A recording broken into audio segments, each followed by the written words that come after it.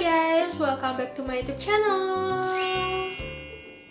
Di video kali ini aku bakal sharing ke kalian tentang pemakaian behel, mulai dari harga, terus aku pasangnya di mana, sakit atau enggak, dan alasan aku pakai behel apa. Pokoknya aku bakal kasih tahu dari awal sampai sekarang aku tuh pakai behel. Nih ya. Mungkin video ini bisa menjadi salah satu referensi buat kalian yang lagi cari-cari informasi tentang seputar behel. Tapi sebelum itu jangan lupa untuk klik tombol like dan subscribe di bawah ini ya. Oke, jadi aku sekarang tuh bakal ceritain pengalaman aku pribadi pakai behel. Nah, aku itu sekarang udah pakai behel kurang lebih hampir setengah tahun, karena aku awal pakai behel itu pertama kali pasang di bulan Januari 2020 dan sekarang udah bulan Juni. Nah, kalian bisa lihat ya, ini behelku. Jadi alasan aku pakai behel adalah karena gigi aku itu berantakan. Nah, gigi aku yang bawah ini itu dulu posisinya itu kayak mencong-mencong gitu, nggak sejajar, dan yang bagian atas yang dua depan yang ini itu lebih maju daripada gigi-gigi yang lainnya. Selain itu, gigi aku juga yang gigi bungsu yang geraham paling belakang itu numbuh. Jadinya kayak pas dia numbuh, karena nggak ada ruang, dia itu menggeser gigi-gigi yang ada di depan-depannya, sehingga gigi aku yang tadinya berantakan makin menjadi-jadi nggak berantakan.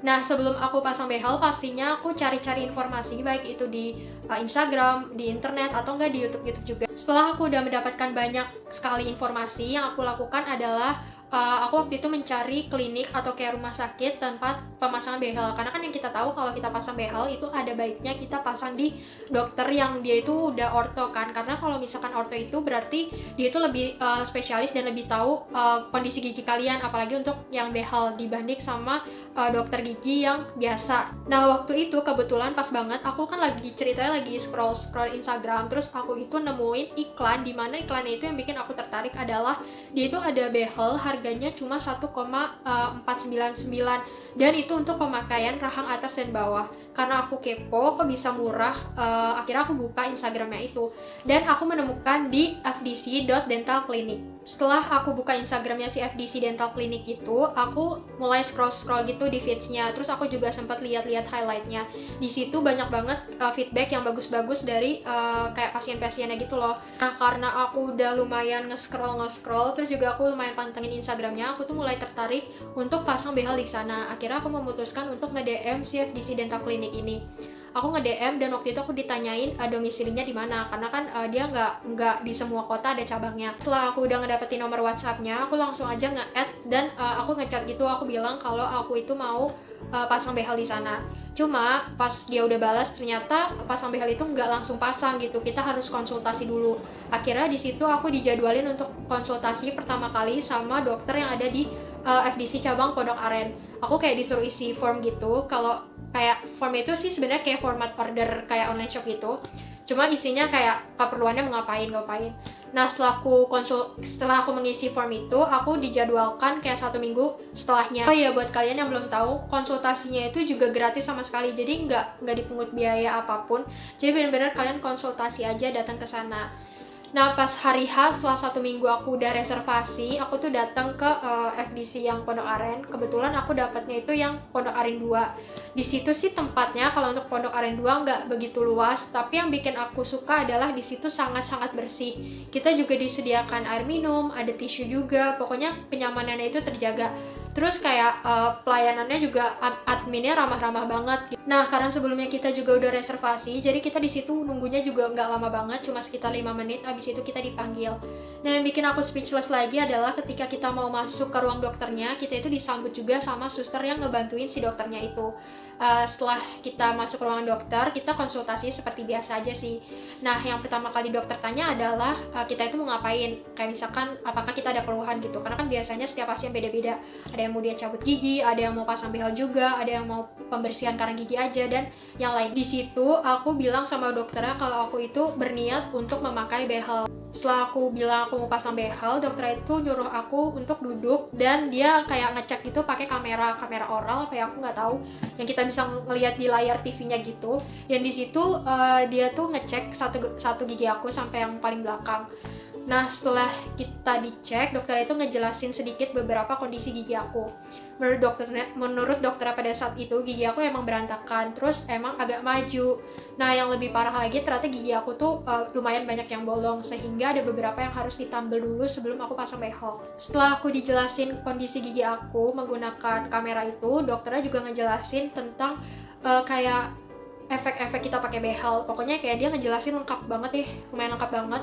Terus juga terakhir sebelum kita selesai konsultasi, dia itu juga kasih tahu ke kita harga-harga behel dan jenis-jenis behel. Di situ dia ngasih tahu harga yang paling murah, yaitu yang lagi promo itu emang ada. Jadi harganya 1,5, harganya 1,499 sih, anggaplah 1,5 ya. 1,5 itu udah pemakaian rahang atas dan bawah, sampai harganya itu kalau nggak salah 18 juta gitu. Nah, karena waktu itu aku udah dijelasin panjang lebar mengenai harganya sampai jenis-jenisnya, aku akhirnya memutuskan untuk pasang behel yang jenis metal clarity. Kalau nggak salah ini yang clarity deh. Yaitu yang satu tingkat di atasnya purity itu. Jadi kalau yang metal purity itu yang harganya 1,5. Tapi kekurangannya adalah harga tersebut belum termasuk harga scaling. Jadi kan kalau kalian mau pasang kawat behel, gigi kalian tuh harus benar-benar udah bersih dari karang gigi. Nah, itu tuh belum termasuk harga pembersihannya. Selain itu, kawat yang digunakan juga termasuk agak tipis gitu. Jadi kayak rentan putus gitu loh. Sedangkan yang aku pakai itu yang sekarang itu tuh kawatnya itu lebih agak tebal daripada yang si purity, dan model bracketnya itu dia lebih memeluk si posisi gigi, jadi kayak nggak gampang copot gitu. Dan biasanya orang-orang sih pakainya yang itu, dia bilang sebenarnya kita dibebasin aja sih, kita nggak disuruh pakai yang mana-mana, tapi tergantung kan, semakin mahal pastinya juga semakin cepat juga prosesnya. Tapi ya karena aku waktu itu budgetnya juga nggak besar-besar banget dan aku masih mahasiswa ya, jadi akhirnya aku memutuskan untuk pakai yang clarity. Nah, harga clarity yang aku gunakan nih, yang behel metal ini, harganya 3,4 kalau nggak salah, 3,450 apa ya. Dan itu tuh udah termasuk biaya cetak gigi juga, sama biaya scaling. Jadi aku benar-benar udah tinggal sampai pasang harga segitu. Setelah aku konsultasi, aku dijadwalkan 1 minggu kemudian. Tapi si dokter itu ngasih aku surat rujukan untuk foto ronsen. Jadi kita tuh diwajibkan untuk foto ronsen. Jadi ada 2 foto, yaitu cephalometry sama panoramik. Jadi di situ berfungsi untuk melihat apakah kondisi gigi kita, rahang, dan gusi kita bisa untuk dibehel. Karena ada beberapa kasus di mana gigi kita tuh nggak bisa dibehel, mungkin kayak gusinya tuh yang nggak kuat. Karena kan kalau behel itu kan kita benar-benar dipagar gitu kan. Jadi kayak takutnya nggak kuat dan justru malah menimbulkan efek samping. Setelah aku dikasih surat rujukan itu, aku keluar ruangannya dan aku ke tempat administrasinya. Dan di situ aku benar-benar nggak bayar sama sekali, dan dia kayak ngejadwalin aku untuk 1 minggu kemudian.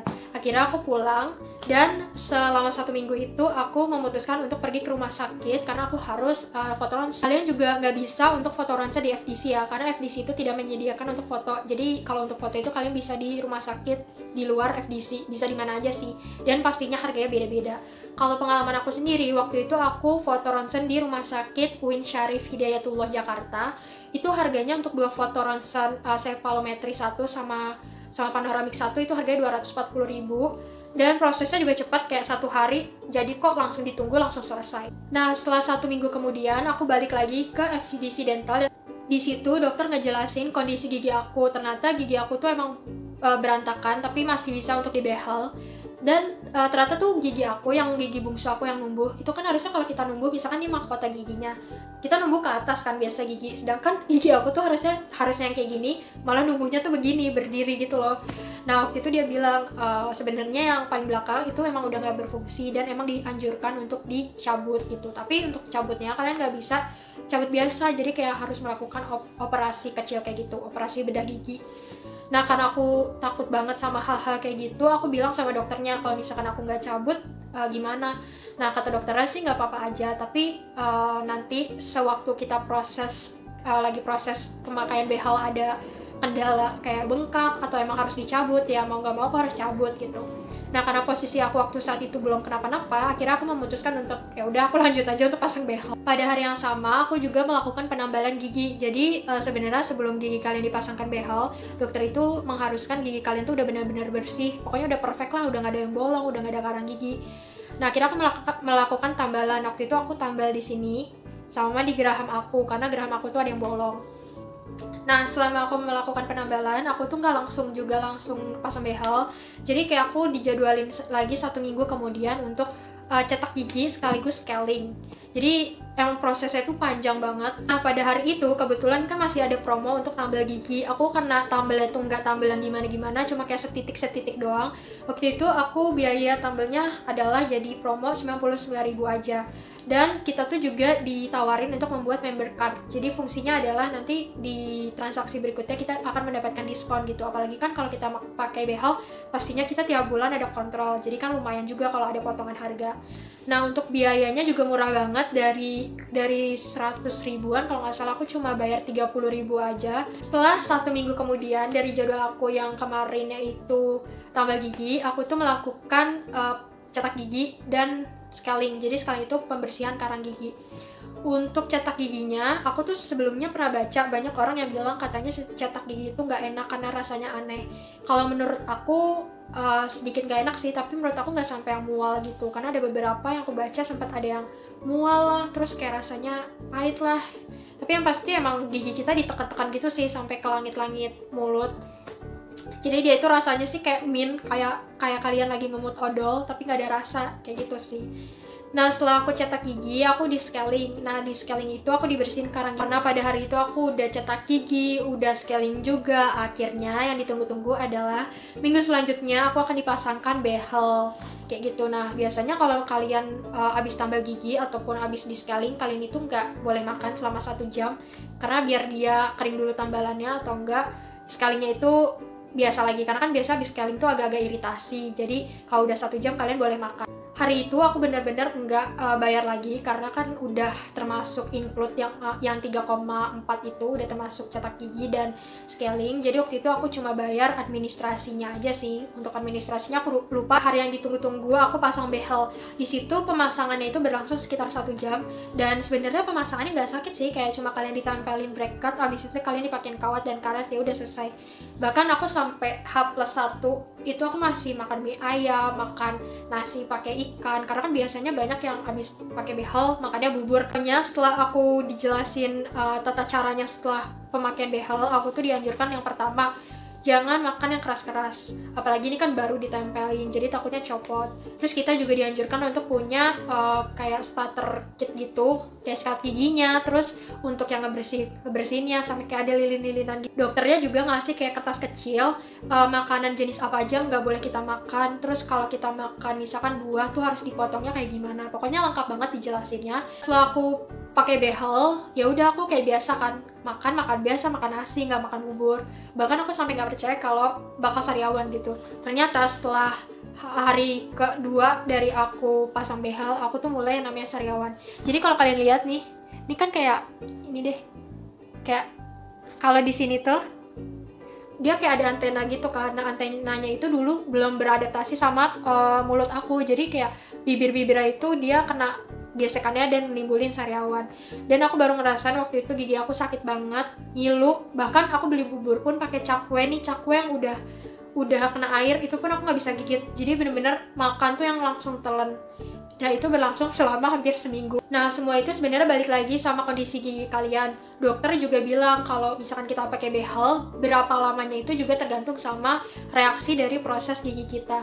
Dulu tuh aku bener-bener giginya berantakan. Kalau sekarang tuh kalian udah bisa lihat ya, ini udah masih mendingan.